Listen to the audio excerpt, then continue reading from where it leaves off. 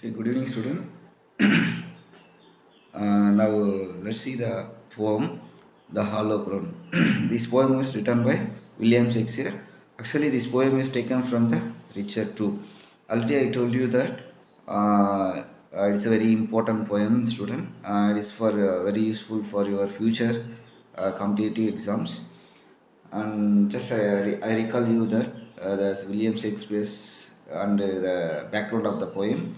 Just note down why I am oftenly the repeated again and again means it's very important for you for your future and also for your future competitive exams and also the important to the exam point of view in the public exam also. Okay, now see that William Shakespeare he was born on 26th April and 23rd April in 15 is in 1616. This is also important when he was born on 26th April in 1564 and died on 23rd April in 1666. Um, he was a preeminent dramatist in English language and also he wrote 37 plays. 39 plays he wrote written it, but out of 39 the script was taken from captured only 37, so two remaining two plays did not get the script, so finally they considered 37 plays only. And he wrote 154 sonnet. Sonnet refers to 14 lines consist of sonnet, 4 lines consist for stanza, and 2 long narrative poems. And other also he wrote so many poems, but 2 long narrative poems only he can given here. And also he wrote the first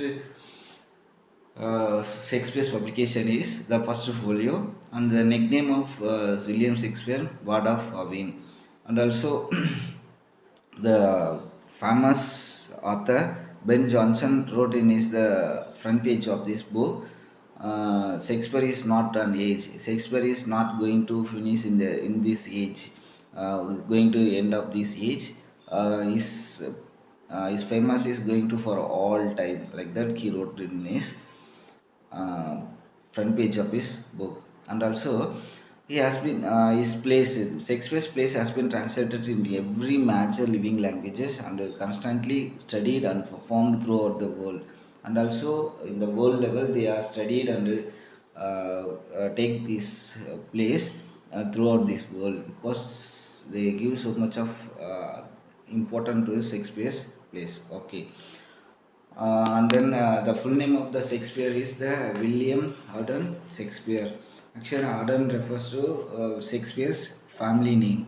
So normally we took that father's family name only, but here the Shakespeare took this his mother's family name.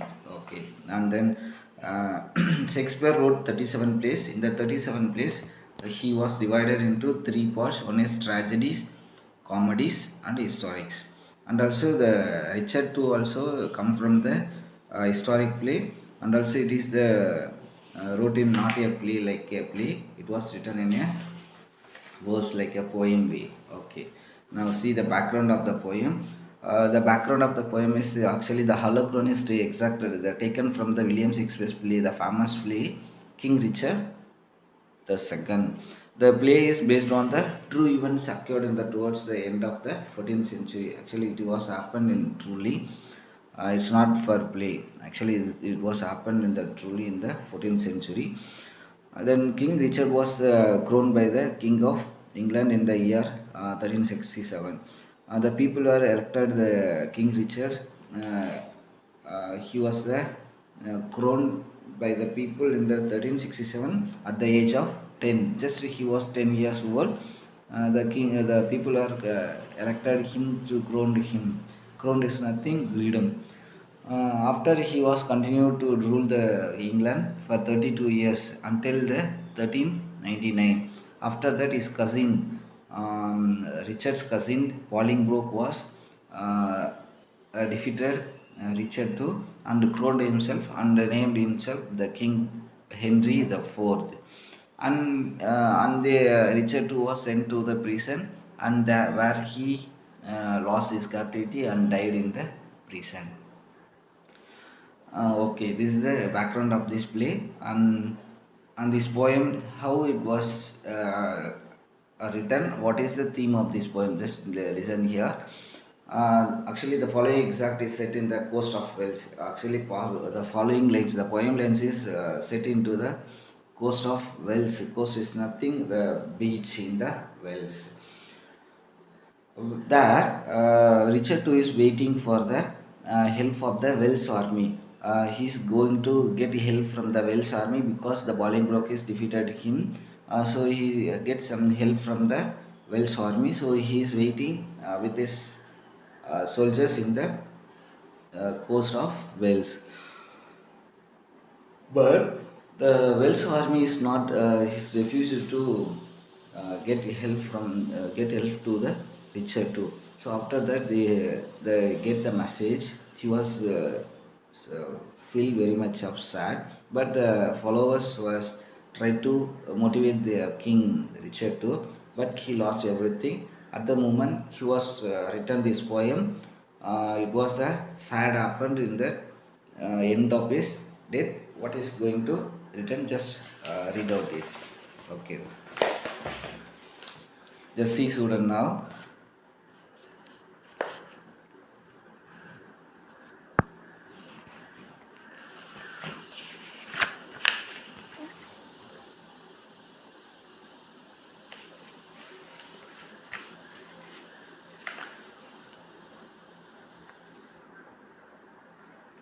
First listen to a reading of the complete poem, then read silently and try to answer the questions briefly based on your understanding.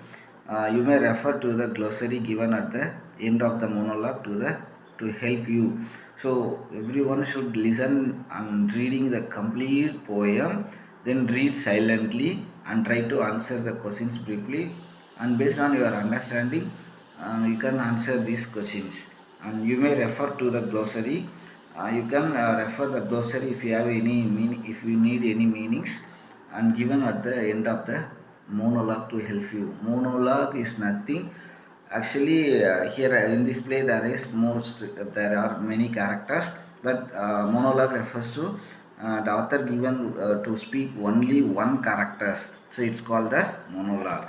Always he give the important to the only one character, and this poem also written in only given in the only one characters. So it's called the monologue. Okay. Before going to that, just know about the glossary. So because it is important to everyone, and also it is important for the exam point of view, just know about the glossary.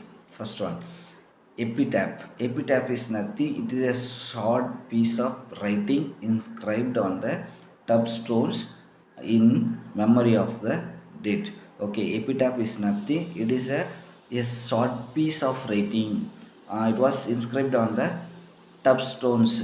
Tombstones is nothing, it is in the graveyard, like Kallari.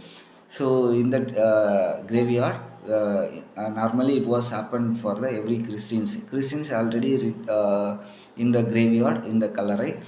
They wrote something, what about this person described in anything like that is called the epitaphs, in the memory of his dead. After death, they written this memory about the graveyard. It's called the epitaph. Then executors is nothing, person who put someone's terms of will into effort. So it is nothing. Yes, someone is going to deposit every will. It means like his land and his property, everything is going to give the handover to someone. It's called the executors. Then bequeath is nothing, pass on something to the next generation by means of a will. So bequeath is nothing. For if anybody is like your grandfather or old grandfather is going to hand over his every will to his the next generation, for your father, like any other persons, is called the bequeath. Then deposed is nothing, removed from office or the power. So it is nothing, it is the defeated, like going to defeat the person's his power and the office, everything to someone else. Slain. Slain is nothing, killed.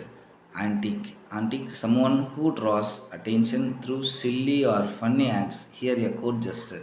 So here antique, normally we call that antique, it gives some meaning in the olden tradition like that, but here they given some different meaning. Antique is nothing, somebody is going to capture others attention through like making comedy and fun, it's called a silly or funny acts.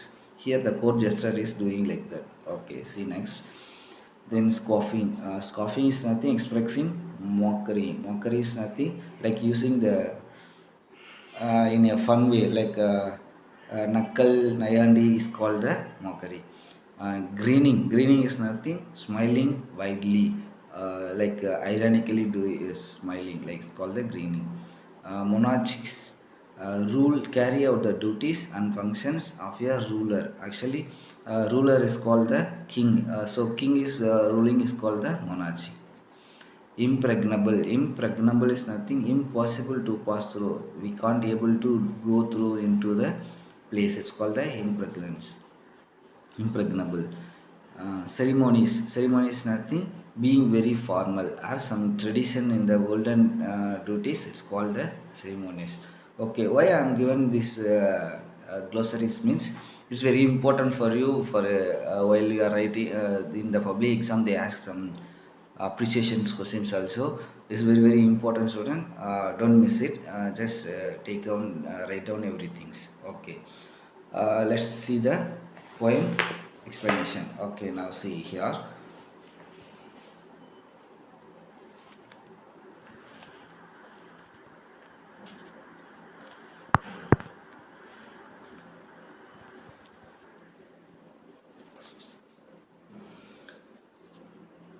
Let's talk of grace of worms and epitaphs.